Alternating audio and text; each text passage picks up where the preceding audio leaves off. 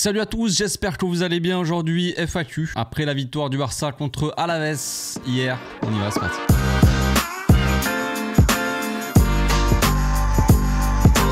Au passage, n'hésite pas à nous rejoindre si c'est pas encore fait et à partager la chaîne autour de toi, ça fera plaisir à tonton. Avant de démarrer cette petite FAQ toute mignonne, toute sympathique, je tiens à remercier tous ceux, toutes celles et ceux qui ont participé à celle-ci. Je ne pourrai pas prendre toutes les questions, désolé d'avance, voilà, il y en a un petit peu moins de 100. Voilà, c'était pas un gros match, donc pas beaucoup de questions, c'est logique. Habituel, mais voilà, je remercie encore tout le monde d'avoir participé. Je vais essayer de répondre le plus clairement possible pour me faire comprendre, même si c'est pas toujours évident, c'est pas toujours facile. Donc on y va, on démarre tout de suite. On démarre avec Nordin Moubarak qui dit « Salut café, salut. Les excès d'engagement d'Araujo et Diaby me fatiguent un peu, pas toi ?» Pas forcément.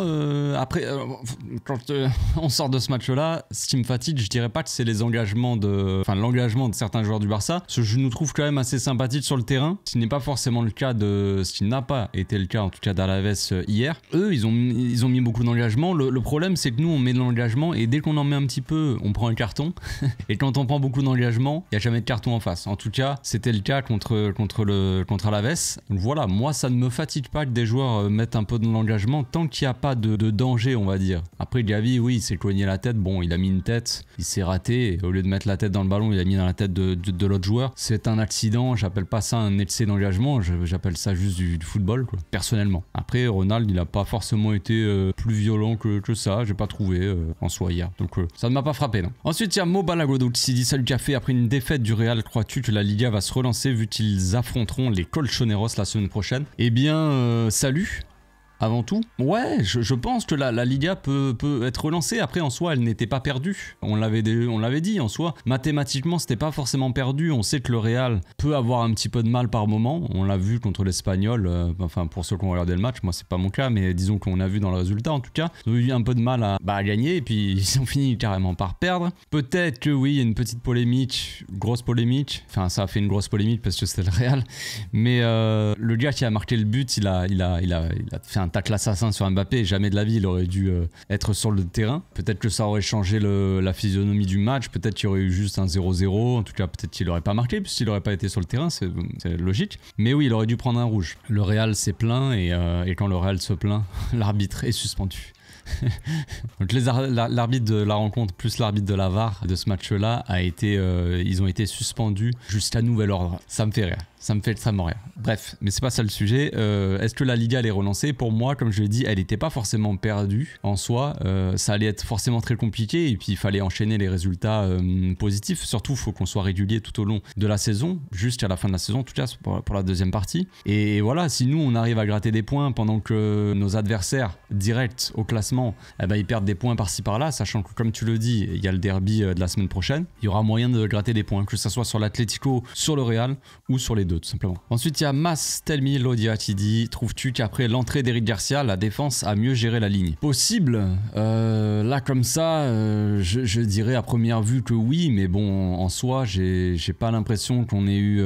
disons que la deuxième mi-temps a été très différente par rapport à la première. Le problème n'était pas forcément la ligne du hors-jeu en première mi-temps. Le problème, c'était les sorties de balles et la vitesse de transmission du ballon en défense avec Ronald. Un problème aussi de mobilité aussi au milieu avec Casado qui est plus dans le style d'un joueur positionnel comme un pivot, quoi.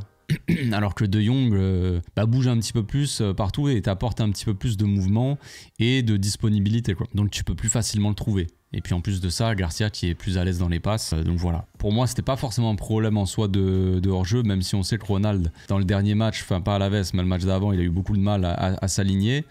Il a offert. Même dans les matchs d'avant, je crois que la plupart des buts sont couverts par Ronald. J'ai vu une sorte de stat sur ça, je sais pas si elle est vraie.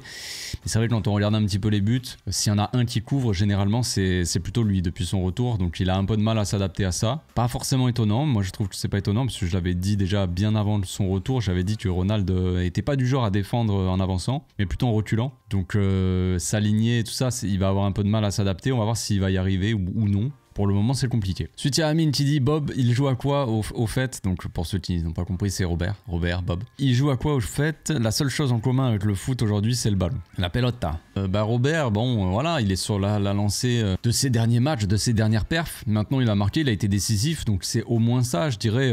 Je reste sur le positif, mais c'est vrai que c'est compliqué, il n'aide pas forcément dans le jeu, on le voit pas trop, il touche pas beaucoup de ballons. Quand il touche les ballons, vu qu'il en touche pas beaucoup, t'as l'impression qu'il veut quand même un peu trop garder la balle et voilà, j'ai pas envie de me répéter sur ce sujet là, je pense que j'en ai assez parlé et je pense que la solution est Dani Olmo. Il est de retour là, il va revenir contre Valence là, cette semaine là en Coupe d'Espagne. J'aimerais que Dani Olmo puisse, s'il vous plaît, enchaîner un petit peu quelques matchs et qu'on puisse l'installer à ce poste de faux neuf. Je pense que ça peut être assez intéressant. Ensuite il y a Sherminator qui dit salut café, salut Sherminator. Je sais pas toi mais je préfère Eric plutôt que Araujo en ce moment. Bon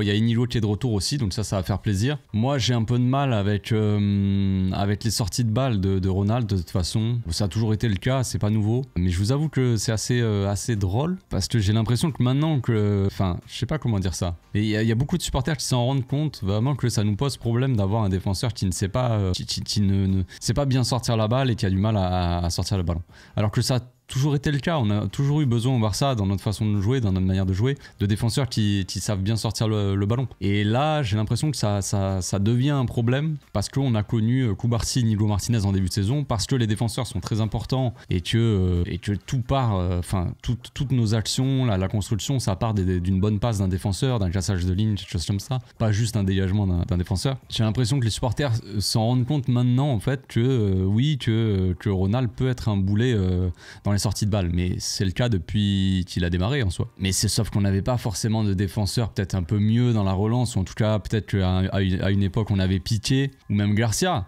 Mais ni Piqué ni Garcia n'étaient forcément rassurants en défense, donc forcément tu te dis on va pas mettre ces gars-là, autant mettre Ronald, il est au moins solide défensivement, mais voilà. Mais quand ton équipe, elle tourne vraiment bien, quand toute ton équipe type on va dire, elle tourne bien, qu'elle marque des buts, ça joue bien tout ça, là d'un coup ça devient problématique peut-être. C'est peut-être ça la raison, parce que tu te rends un peu plus compte qu'il y a un gars qui est un boulet on va dire en soi, enfin, je le dis un peu méchamment, mais qui est un boulet pour le jeu, pour la fluidité du jeu, tu vois. C'est un gars qui va ralentir tout.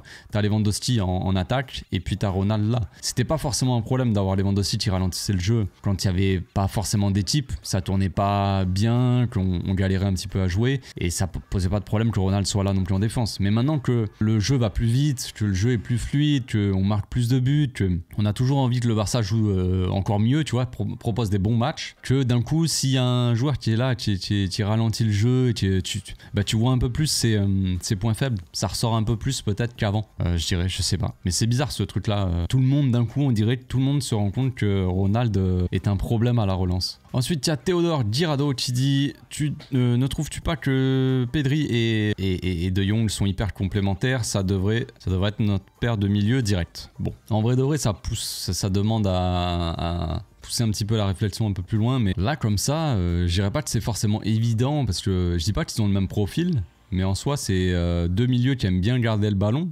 Pedri est important là-dedans, par ça, pour gérer un petit peu le tempo, et De Jong est un joueur qui aime bien sortir le ballon très bas. Pedri le fait un petit peu aussi, mais c'est pas, il le fait parce que t'as l'impression qu'il redescend bas, parce que le Barça n'arrive pas forcément, enfin quand le Barça a du mal à sortir le ballon, là Pedri il redescend. Mais sinon il n'aime pas forcément redescendre aussi bas qu'un De Jong. Puis ils n'ont pas exactement le même profil, dans le sens où Frenkie De Jong va se servir de son explosivité pour porter le ballon. Pedri c'est plus dans la délicatesse, dans la technique, tu vois, il va le faire, mais que quand ça va être utile, il va pas vraiment chercher à le faire forcément. Donc je sais pas si on pourrait dire vraiment qu'ils sont complémentaires en soi. C'est dur à dire en vrai par rapport à leur profil et tout ça, je sais pas, c'est des joueurs qui... Peut-être que De Jong aime plus porter la balle, mais je dirais pas beaucoup plus, il le fait pas beaucoup plus que Pedri. Faudrait peut-être voir les stats en fait. J'ai essayé d'aller voir, je vais vous montrer un graphique, je suis allé voir un peu sur internet pour voir un peu, pour essayer de me visualiser le truc, mais je trouve pas, c'est sur un site là, DataMB, qui est pas trop mal, j'ai trouvé les stats enfin les stats, un peu le graphique en termes, tu sais, vous savez, de duel, de passes clés, de passes vers l'avant, d'action défensive, tout ça. Des stats un petit peu de milieu de terrain. Et j'ai essayé de voir donc les stats de Pedri et les stats de De Jong. Le problème, c'est que De Jong, il n'y a pas cette saison, c'est que la saison dernière, malheureusement. Je sais pas pourquoi il est pas sur cette saison, ou alors je suis passé à côté. Mais vous voyez, sur le graphique, ben c'est pas si différent, tu vois, en soi. Alors, ça veut pas dire qu'ils sont pas complémentaires en soi, mais normalement complémentaires, hein, ça veut dire que le milieu se complète un petit peu en termes de profil, que ça s'emboîte un peu, que c'est des milieux peut-être un petit peu différents. On va essayer de regarder par exemple Casado, s'il y a un autre milieu de terrain. Hop, avec Casado, vous voyez, je vais vous afficher le graphique. Mais pour le coup, c'est un peu plus, c'est un peu différent, on va dire. On voit que Pedri est plus à la création, il est plus à porter le ballon. Karim, c'est porter le ballon, garder le ballon et le faire progresser, on va dire. Les passes clés, bah, Pedri, il est un peu supérieur à Casado. Mais on voit que par exemple, dans les duels et les actions défensives, bah, Casado, il est un peu plus présent, on va dire, qu'un Pedri. Comparé encore avec un autre milieu, on va comparer avec Diaby. Bon, on n'a pas le Diaby de cette saison, on n'a que le Diaby de la saison dernière. Mais là, vous voyez, le graphique pour le coup, bah, je dirais pas complémentaire, mais enfin, au final, regardez Diaby, le graphique de Diaby et Pedri, ben, tout ce que Pedri ne fait pas, on va dire, bah Diaby le fait. On voit que les passes progressives, par exemple les passes vers l'avant, les passes clés, tout ça, Pedri il s'occupe de la créativité et après Diaby s'occupe du reste. Bon alors c'est le Diaby de la saison dernière, pas de cette saison, peut-être qu'il n'a pas fait assez de matchs, peut-être comme De Jong il n'a pas fait assez de matchs. Mais bref, vous voyez un petit peu. Donc est-ce que quand on parle de complémentarité, est-ce qu'on parle de ce qu'apporte un milieu et ce qu'il ne peut pas apporter, l'autre il l'apporte, il comble un petit peu les lacunes. Parce que quand on regarde le graphique de Pedri et De Jong, je trouve qu'il est à peu près similaire. Donc voilà, je sais pas si on peut dire qu'ils sont vraiment complémentaires. Maintenant, oui, quand ils jouent ensemble, ça se passe très bien et De Jong apporte quand même quelque chose que Pedri n'apporte pas. Cette certaine mobilité, ou en tout cas on a deux joueurs un peu plus mobiles avec De Jong qu'avec Casado par exemple. Ensuite il y a Yous qui dit donne-nous ton réel avis sur l'arbitrage, honnêtement ça devient chaud. Mon réel avis, c'est-à-dire qu'est-ce que vous voulez me faire dire? Qu'est-ce qu'il faut que je dise? Mon réel avis, je l'ai déjà donné. L'arbitrage en Liga est très mauvais. Maintenant, voilà, j'ai dit dans le débrief, j'ai dit est-ce que l'arbitre c'était volontaire ou pas? Et il y a un abonné ou je sais pas, quelqu'un qui m'a répondu, qui a mis dans le commentaire que je peux pas dire ça, que je sais pas quoi, que en gros que ça se voit que c'est voulu, tu vois, mais au final il n'y a pas de preuve en soi.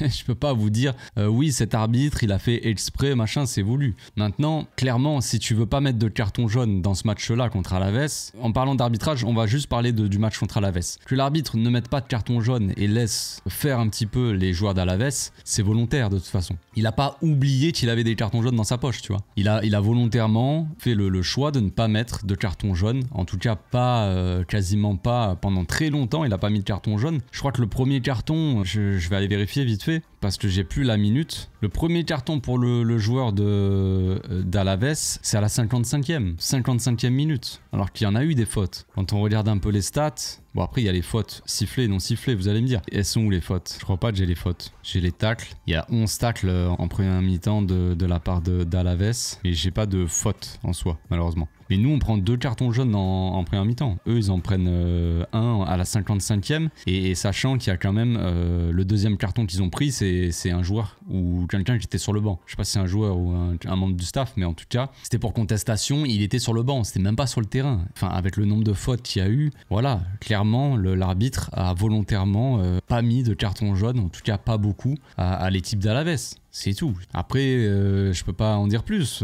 Voilà, c'est tout. C'est un fait. Maintenant, c'est comme ça. On est au courant, on sait. Voilà. Ensuite, il y a Jordi qui dit grosse perf de Jong. Bientôt retour du 4-3-3 avec De Jong titulaire en 6. Je sais pas. Parce que ça dépend des matchs. J'ai l'impression on joue en 4-3-3 ou alors des fois on joue en 4-2-3-1. Enfin.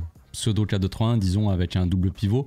On va plutôt dire ça comme ça, parce qu'on joue pas forcément avec 3 attaquants au final, dans l'animation, tout ça, bref, on s'en fout. Mais en gros, oui, est-ce qu'on va jouer avec un double pivot ou est-ce qu'on va jouer avec un 6 point de basse? Ça dépend peut-être, à mon avis, aussi du faux 9. Si on joue avec Dani Olmo en faux 9, je pense qu'on peut jouer avec un 6 point de basse, tu vois. Par contre, si on joue avec un attaquant de pointe, on va dire comme Lewandowski, là, j'ai l'impression qu'on joue en double pivot. Après, ça dépend du match, de l'équipe qui est en face, que ce soit De Jong d'ailleurs ou quelqu'un d'autre. Par exemple, De Jong Casado, c'est un peu le débat, mais ça dépend un peu de l'équipe en face, les besoins en fait de l'équipe. On a vu contre Alaves, on a eu beaucoup de mal à construire, qui nous ont bien bloqués. On avait besoin de plus de mouvement, de plus de vitesse dans le jeu, de vitesse que ça soit pour faire les passes ou même pour se déplacer, apporter des solutions. C'est pour ça que Garcia et De Jong sont entrés à la place de Ronald et de Casado, et c'est pour ça qu'ils ont fait la différence. Et c'est pour ça que on a mieux joué en deuxième mi-temps. Donc après, ça veut pas dire que ce soit Ronald ou Casado, peu importe le joueur en fait, ça veut pas dire que t'en as pas besoin du tout, et que tu peux pas partir avec un 11 type, on sait, mais ça dépend des matchs. Par exemple, un De Jong va être plus adapté contre une équipe comme Alaves. Ça veut pas dire que De Jong doit jouer que des matchs contre des équipes éclatées. C'est pas ce que je dis. Mais contre Alaves, on va plus avoir besoin d'un De Jong qu'un Casado en soi. Alors que c'est pas forcément le cas dans un match, par exemple, contre une équipe, disons, qui va jouer un peu au football, hein, disons. Où tu vas avoir besoin d'un gars au milieu qui va être agressif et qui va presser et qui va récupérer des ballons. De Jong est moins comme ça. J'ai montré les stats tout à l'heure, hein, les graphiques. On l'a vu, il est moins comme ça. Donc, pour équilibrer les choses, tu vas avoir besoin d'un milieu créateur, tu vas avoir besoin d'un milieu récupérateur, tout ça. Mais contre une équipe comme Alaves, qui ne joue pas au football, bah, tu as moins besoin de ce gars-là qui va récupérer le ballon. Tu vas avoir besoin de plus de créativité, plus de qualité offensive, tu vois. Et ça, c'est ce que va t'apporter De Jong. Et c'est ce que va t'apporter même Garcia ou Inigo Martinez, par exemple, par rapport à Ronald. Non pas qu'ils sont moins bons défensivement, même si forcément, au niveau du physique, ils sont moins forts moins puissant que Ronald, mais Ronald est surtout bon défensivement. Mais après, quand il faut faire le jeu, quand il faut être offensif, quand il faut jouer haut, jouer vite, faire des passes intéressantes qui vont apporter des solutions, Ronald il est pas bon là, dans ce domaine. Donc tu vas pas avoir besoin de Ronald, il va pas être vraiment utile, parce que tu vas pas avoir peut-être tu vas pas avoir besoin d'un gars qui va être très fort dans les duels aériens, très bon dans les tacles, dur, tout ça. Tu vas avoir surtout besoin de défenseurs qui certes vont défendre, mais qui vont t'apporter des solutions en jouant haut et en faisant circuler vite le ballon, tu vois. Tu vas avoir plus besoin de ça, et c'est exactement ce dont on avait besoin contre Alaves. C'est exactement les changements qu'a fait Flick. Ça a fonctionné, tout simplement. Donc après, est-ce qu'il faut partir avec absolument, par exemple, Eric Garcia en ce moment et Koubarsi titulaire, De Jong titulaire? Peut-être que je dirais que ça dépend des matchs aussi. J'en sais rien, hein, c'est un avis. Ensuite, il y a Koutash qui dit salut Café, salut frérot. T'en penses quoi des dernières performances de Casado? Bah il y a du bon et il y a du moins bon. Sur les derniers matchs, il y a un petit coup de moins bien peut-être. Bon là contre Alaves, évidemment, on a déjà exposé un petit peu le pourquoi du comment. Il n'a pas forcément apporté dans ce match parce que c'est pas vraiment ce dont on avait besoin. Maintenant, je l'ai dit hier dans mon débrief. Après, bon voilà, on me dit que je suis pas objectif juste parce que je donne un avis justement avec des arguments, mais bon bref, c'est pas grave. J'ai dit qu'il avait pas forcément été utile par rapport à son profil dans ce match-là. Ce qui était le cas. C'est comme Ronald en fait. Dans le match d'hier, il n'est pas spécialement mauvais Ronald en soi. C'est juste que son profil ne correspond pas à ce dont on a besoin, ce dont le Barça a besoin pour battre Alaves, tu vois. Mais en soi, le match de Ronald n'était pas spécialement mauvais. Il n'a pas raté ses interventions, il n'a pas fait des tacles où il a découpé le joueur sans prendre le ballon. Et pareil pour Casado, il avait pas... Enfin, c'est pas comme si le gars aligne pas 3 passes, il est mauvais dans tous les duels, il fait que des fautes, tu sais. Il n'est pas en train de rater son match en soi. Mais c'est pas ce dont le Barça a besoin. On a besoin de plus pour être meilleur offensivement et faire une différence. Et ça, c'est des joueurs peut-être qui sont pas capables de le faire. En tout cas, pas aussi bien que Casado, pas aussi bien que De Jong. On sait que De Jong, il peut apporter beaucoup plus offensivement qu'un joueur comme Casado. Et on sait que Casado peut apporter plus défensivement qu'un joueur comme De Jong. Ce sont pas vraiment les mêmes profils. Maintenant, pour revenir à Casado, sur les derniers matchs, il a pas été forcément exceptionnel. Enfin, pas forcément. Je dirais pas qu'il est. En soi, moi, j'ai pas trouvé vraiment de mauvais matchs. Il y a eu des fois où il passait à côté de son match et tout ça, durant la saison. C'est arrivé quand même quelques fois. Maintenant, perso, peut-être que je me trompe ou peut-être que j'ai pas bien lu le match, tout ça. Pourtant, c'est pas faute de faire des analyses après les lendemains, très souvent. Mais je trouve pas forcément qu'il est en soi qu'il est mauvais. Maintenant, est-ce qu'il n'apporte pas assez? Peut-être. Mais il y a une différence entre être mauvais sur le terrain et ne pas apporter assez, c'est encore différent. Tu peux faire un match, disons, neutre, tu vois, tu réussis tes passes, tu fais des récupérations, mais tu as besoin de plus, chercher la victoire. Et le joueur n'est peut-être pas capable de t'apporter plus. Et ça, c'est une différence entre... parce qu'en fait, je parle de ça parce que hier, dans mon débrief, j'ai parlé sur Twitter, on m'a dit qu'il avait fait un match catastrophique. Et j'ai dit non, ce qui est pas vrai de toute façon. Que ça soit même Ronald ou même Casado, même si j'ai trouvé que leur sortie a été bénéfique et l'entrée de Garcia et de Jong a été bénéfique pour le Barça. En soi, ils font pas un match catastrophique. Sinon, faut revoir la définition du mot catastrophique, tu vois. Mais on m'a dit pareil, Gavi faisait un match catastrophique. Non, catastrophique. Catastrophique. Le match, par exemple, catastrophique, Szczęsny face à Benfica. Là, on a un exemple concret de match catastrophique. D'entame de match où tu donnes des buts, tu défonces un de tes joueurs, tu fais des sorties. Là, c'est catastrophique.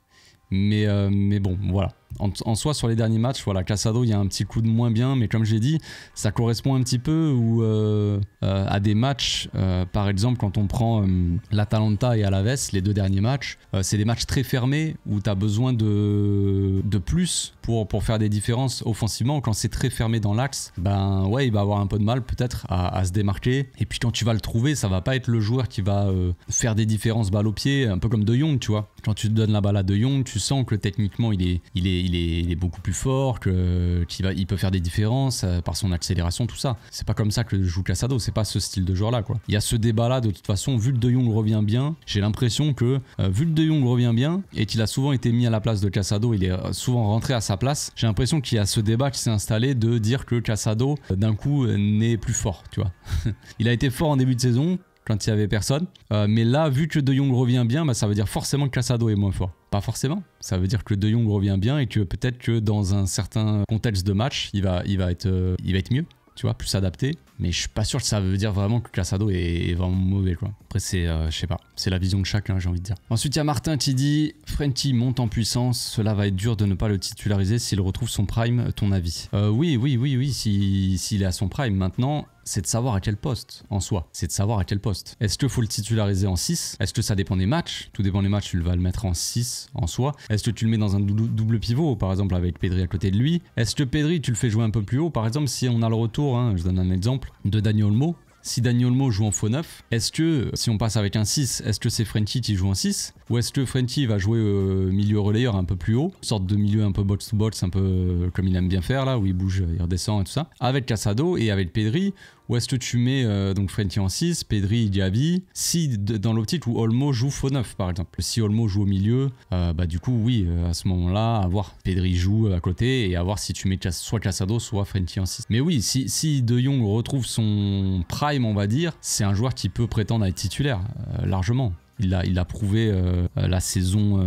Il y a eu surtout une saison où il a été très fort, De Jong. Peut-être une autre sous Koeman. La dernière saison où il a été vraiment bon, c'est pas la saison dernière, la saison d'avant, à côté de Busquets. Et voilà, encore une fois, De Jong était très très bon à côté de Busquets. Il y avait cette complémentarité, on en a parlé tout à l'heure, la complémentarité. On avait De Jong qui était plus le gars qui sortait les ballons, le côté créatif, le côté attaque, un peu box-to-box. Peu puissance, tu vois, vitesse. Et à côté, on avait Busquets qui était plus cerveau, plus dans la récupération, tout ça, plus architecte du jeu, tu vois. Donc à voir à quel poste, à voir le rôle qu'on donne à De Jong. Mais s'il revient vraiment très en forme, oui, il a largement sa place dans le 11. Maintenant, je trouve qu'on oublie un peu trop vite le début de saison, mais il y a débat. Ensuite, il y a Thomas qui dit « Ronald est-il capable de s'adapter au Barça de Flick selon toi, ou il faudra le vendre ?» Bah, dur à dire là, comme ça, donner une réponse tranchée, définitive.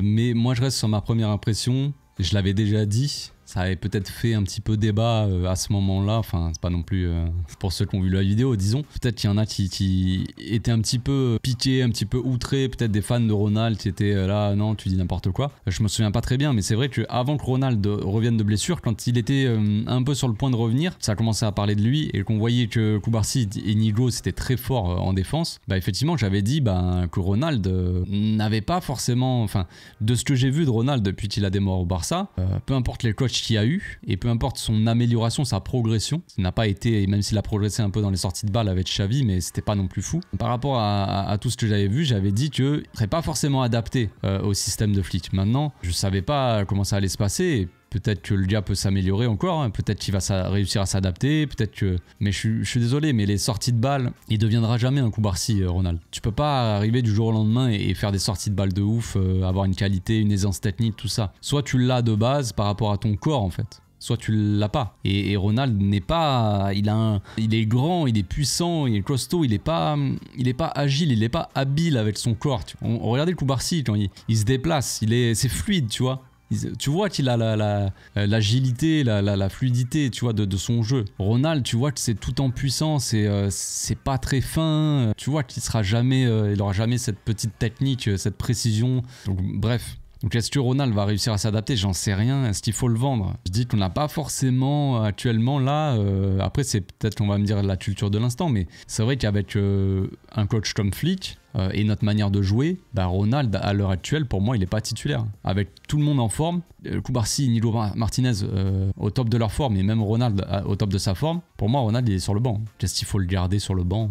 Je sais pas, je pense pas. Ensuite, il y a Ryan qui dit contre les blocs bas, De Jong fait beaucoup plus de bien que Casado et Araujo est inutile. Alors, oui et non, parce que c'était pas forcément un bloc bas. Quand on revoit le match d'Alaves, ils jouaient pas bloc bas, pas en première mi-temps. En deuxième mi-temps, ils ont joué un peu plus bas, mais parce que le Barça a joué plus haut, tout simplement. Mais première mi-temps, je vais vous afficher une image si vous voulez. Ils jouaient bloc médian, tu vois, ils étaient milieu de terrain, c'était pas un bloc bas, Alaves. Ils posaient pas le bus, ils nous bloquaient bien surtout. Il nous bloquait bien dans l'axe et il nous empêchait de passer par l'axe, on va dire. Et on avait un mec comme Ronald qui osait pas trop faire des passes dans l'axe et un mec comme Casado, comme je l'ai dit tout à l'heure, qui était peut-être pas assez mobile, comme peut l'être De Jong, pour se démarquer, pour apporter des solutions. Ça a changé énormément avec Garcia et De Jong en deuxième mi-temps. Ça a fait la diff. Donc ouais, ils ont été plus utiles. Maintenant, non, c'était pas forcément les blocs bas en fait. C'est pas forcément ça le truc. On finit avec Luke Star qui dit déçu du mercato, on n'arrive toujours pas à signer, même en prêt, un renfort en attaque était urgent. Eh bien, quand tu ne t'attends à rien, tu n'es généralement pas déçu. Bon, et après, il y a cette fameuse phrase, je m'attendais à rien, mais je suis quand même déçu. Mais fais comme moi, Luke Star. Faut s'attendre à rien. Moi, j'attendais un mercato inexistant. Un mercato hivernal et du coup on finit le mercato, je sais même pas s'il est fini ou s'il est pas fini, je comprends rien, je sais pas jusqu'à quand c'est, mais en tout cas pour moi il y a pas de mercato quoi, tout simplement, pas de signature. On a enregistré tout juste Dani Olmo, il y a eu assez d'histoires comme ça, moi je m'attendais à aucune signature. Après oui je sais que les rumeurs tout ça fait vendre, ça fait un petit peu rêver les supporters, oui on va faire venir un tel, ça sort 50 noms, mais au final il n'y a pas de quoi signer qui que ce soit, donc pas de mercato.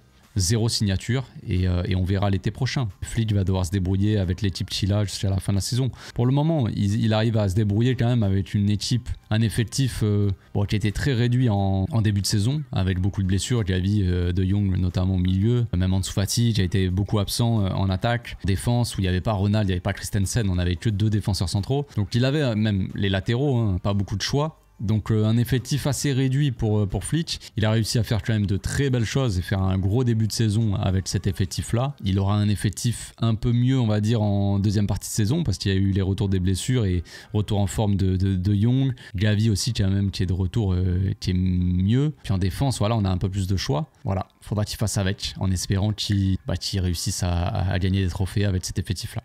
Mais on y croit. On se retrouve demain pour une petite vidéo. Je pense. D'ici là, portez-vous bien, les amis. Merci encore d'avoir participé. À demain. Ciao.